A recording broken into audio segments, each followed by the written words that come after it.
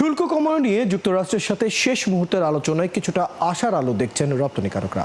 তারা বলছেন এটি সফল হলে যুক্তরাষ্ট্রের বাজারে রপ্তানি হওয়া বাংলাদেশের 19% পোশাকের ধারাবাহিকতা থাকবে এবং নারী ক্ষমতায়নও শক্তিশালী হবে। জাহিদুল ইসলামের প্রতিবেদন।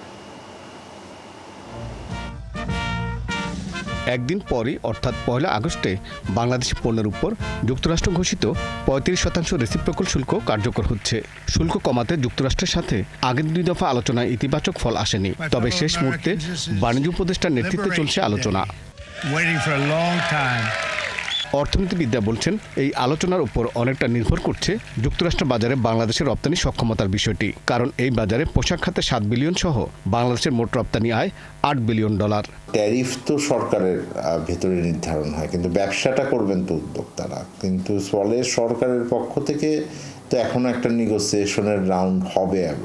উদ্যোক্তাদের পক্ষ থেকে সরকারের সাথে নিয়মিত যোগাযোগ রাখা হচ্ছে বলা হচ্ছে, এবং সেইটা সরকার বলছেন যে চিন্তার কিছু নাই। যুক্তরাষ্ট্রে পণ্য রপ্তানিতে বাংলাদেশকে গড় শুল্ক দিতে হয় 15%। রেসিপ্রোকালের বাড়তি 35 মিলিয়ে এটি হবে 50%। অন্যদিকে ভিয়েতনাম আলোচনা করে রেসিপ্রোকাল শুল্ক কমিয়ে এনেছে 20%। এতে তাদের মোট শুল্ক হবে 35%। গার্মেন্টস ব্যবসায়ীরা বলছেন বাংলাদেশের রপ্তানির ধারাবাহিকতার জন্য প্রতিযোগীদের মতো শুল্ক কমিয়ে আনতে হবে।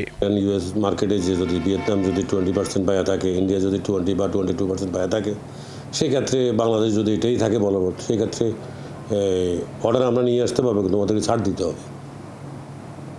ছাড় দিতে হবে, সিএম থেকে ছাড় দিতে হবে। এটাই আমাদের উপর মরার উপর খারাপ, এছাড়া তো আর কিছুই না।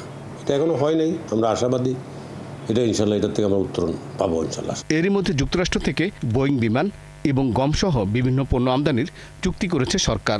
গার্মেন্টস ব্যবসায়ীদের সংগঠন বিকেএমইএ আশা করছে বিষয়গুলো যুক্তরাষ্ট্র আমলে নিবে। সারা বিশ্বে বোয়িং এর যেখানে শেয়ার বাজারে ধস বা ওভারঅল যে একটা ইনসিকিউরিটি, তারপরে আমরা বোয়িং কেনার জন্য আমরা কমিটমেন্ট করতেছি এবং আমরা গম কিনতেছি। আমাদের তুলা ও আমদানি বাড়ানোর আমরা চেষ্টা করব, যদিও সেটা বেসরকারি খাতে।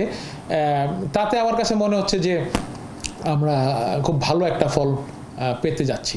এদিকে বায়ার্স কাউন্সিল বলছে যুক্তরাষ্ট্রের সাথে চুক্তি হলে সেগুলো বাস্তবায়নের সক্ষমতাও সরকারকে ভাবতে হবে।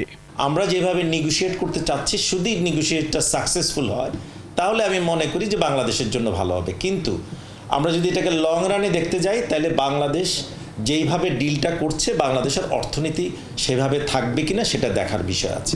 শুধু নেগোশিয়েট করলে তো হবে না, কারণ আমরা নেগোশিয়েট করলাম, ধরেন এটার জন্য আমরা হয়তো 20-15% পেলাম, সেটা আমার অর্থনীতির সঙ্গে আমার কিভাবে এফেক্ট করবে সেটা দেখার বিষয় আছে। এদিকে এখন পর্যন্ত আলোচনা করে বিভিন্ন দেশে শুল্ক কমানো হলেও চুক্তিগুলো প্রকাশ করছে না যুক্তরাষ্ট্র। জাহিদুল ইসলাম, 71, ঢাকা।